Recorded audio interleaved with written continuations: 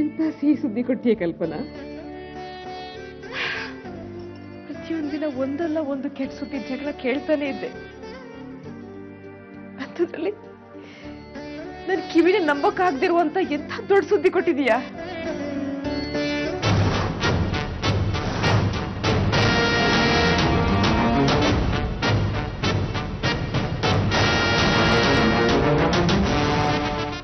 ಅಮ್ಮ, ನಿನ್ನೆ ಒಂದು ವಿಶೇಷ ನಡೀತು ಗೊತ್ತಾ?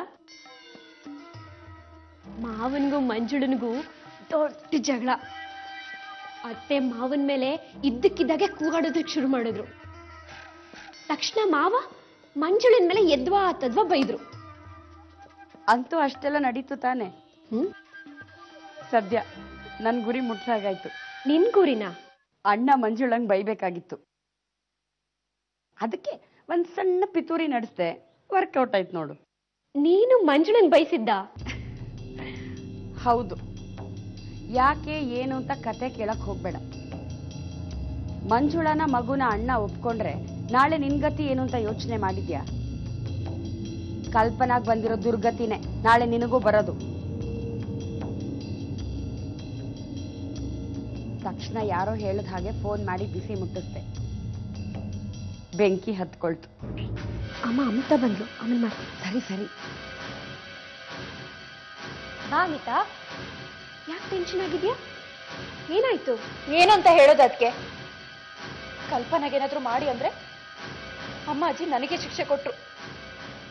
ನಾವು ಮಾತಾಡಿದ್ರೆ ಅವ್ರಿಗೆ ಸಿಟ್ಟು ಬರುತ್ತೆ.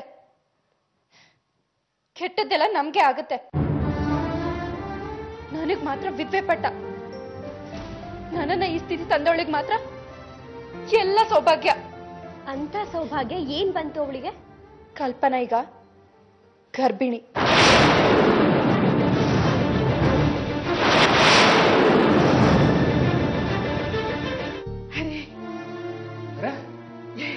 ನೀವಿಲ್ಲಿ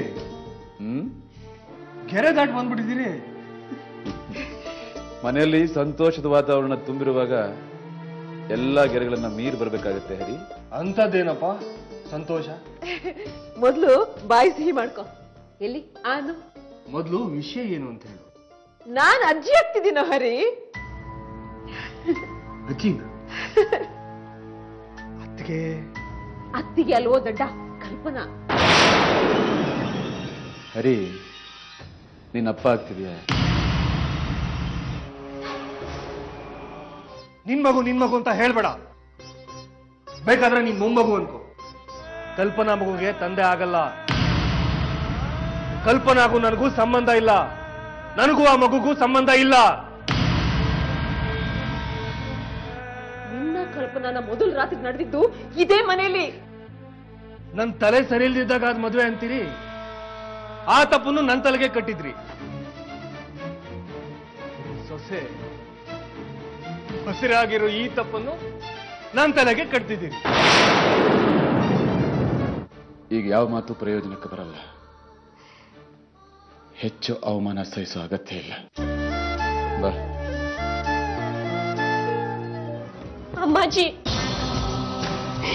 ಯಾಕರ್ಜನ ಚಿಂತೆಲಿದೆಯಾ? ಕಲ್ಪನಾ ಗರ್ಭಿಣಿ.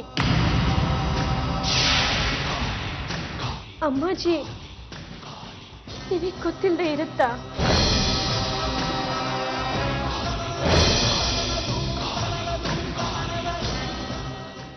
ಹಾಗಾದ್ರೆ ನನ್ನನ್ನು ಕಾಡಿದ್ದು ಅದೇನಾ? ನನಗೂ ಆ ಮಗುಗೂ ಯಾವುದೇ ಸಂಬಂಧ ಇಲ್ಲ. ಕಲ್ಪನಗೂ ನನಗೂ ಸಂಬಂಧ ಇಲ್ಲ ಅಂತ ಕಡ್ಡಿ ಮೂರ್ದಾಗ ಹೇಳ್ಬಿಟ್ನಲ್ಲ, ಅವನು ಮೆತ್ತಗಾಗ್ತಾನ. ನಮಗೂ ಒಂದು ಪಾಲು ಬೇಕು ಅಂತ ನೀನು ಇಟ್ಕೊಂಡಿದ್ದು ಇವತ್ತು ತುಂಬಾ ಸಹಾಯ ಆಗ್ತಿದೆ. ಹೆಣ್ಣು ಗರ್ಭಿಣಿಯಾದಾಗ ತನ್ನ ಗಂಡ ತನ್ನ ಹತ್ರನೇ ಇರಬೇಕು ಅಂತ ಬಯಸ್ತಾಳೆ. ಕಲ್ಪನಾ ಒಂಟಿಯಾಗಿರ್ಬೇಕಾಯ್ತಲ್ಲ.